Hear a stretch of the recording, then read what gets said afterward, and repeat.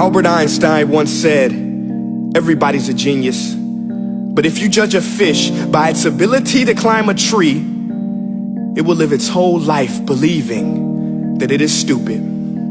Ladies and gentlemen of the jury, today on trial we have modern day schooling. Glad you could come. Not only does he make fish climb trees, but also makes them climb down and do a 10-mile run. Tell me, school, are you proud of the things you've done?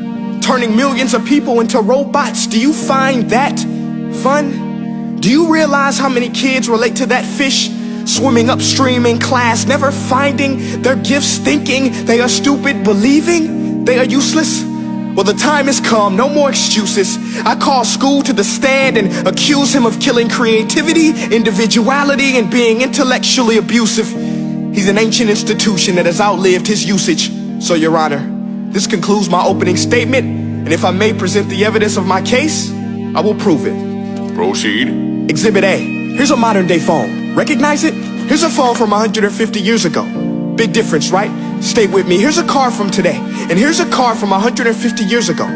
Big difference, right? Well, get this. Here's a classroom of today, and here's a class we used 150 years ago. Now, ain't that a shame? In literally more than a century, nothing has changed.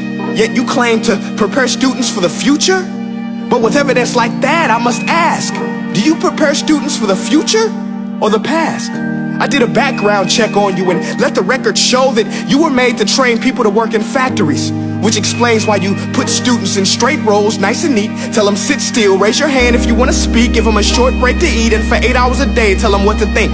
Oh, and make them compete to get an A letter which determines product quality, hence grade A of meat. I get it. Back then, times were different. We all have a past. I myself am no Gandhi.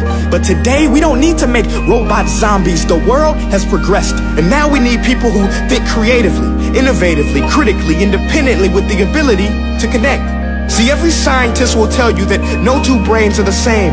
And every parent with 2 or more children will confirm that claim. So please explain why you treat students like cookie cutter frames or snapback hats, giving them this one-size-fits-all crap. Watch your language. Sorry, Your Honor, but if a doctor prescribed the exact same medicine to all of his patients, the results will be tragic. So many people would get sick, yet when it comes to school, this is exactly what happens. This educational malpractice, where one teacher stands in front of 20 kids, each one having different strengths, different needs, different gifts, different dreams, and you teach the same thing the same way? That's horrific. Ladies and gentlemen, the defendant should not be acquitted. This may be one of the worst criminal offenses ever to be committed. And let's mention the way you treat your employees. Objection. Overruled. I want to hear this. It's a shame. I mean, teachers have the most important job on the planet, yet they're underpaid? No wonder so many students are short-changed. Let's be honest, teachers should earn just as much as doctors, because a doctor can do heart surgery and save the life of a kid, but a great teacher can reach the heart of that kid and allow him to truly live. See, teachers are heroes that often get blamed, but they're not the problem. They work in a system without many options or rights. Curriculums are created by policymakers, most of which have never taught a day in their life. Just obsessed with standardized tests. They think bubbling in a multiple choice question will determine success. That's outlandish. In fact, these tests are too cruel to be used and should be abandoned, but don't take my word for it. Take Frederick J. Kelly, the man who invented standardized testing, who said, and I quote, "These tests are too cruel to be used and should be abandoned." Ladies and gentlemen of the jury, if we continue down this road, the results will be lethal. I don't have much faith in school, but I do have faith in people. And if we can customize healthcare, cars, and Facebook pages, then it is our duty to do the same for education, to upgrade it, change it, do away with school spirit, because that's useless. Unless we're working to bring the spirit out of each and every student, that should be our task. No more Common Core. Instead, let's reach the core of every heart in every class. Sure, math is important, but no more than art or dance. Let's give every gift an equal chance. I know this sounds like a dream, but countries like Finland are doing impressive things.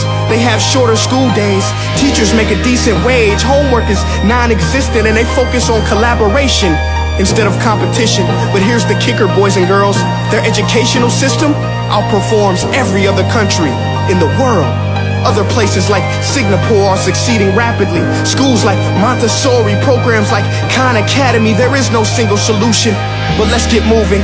Because while students may be 20% of our population, they are 100% of our future. So let's attend to their dreams, and there's no telling what we can achieve. This is a world in which I believe, a world where fish are no longer forced to climb trees. I rest my case.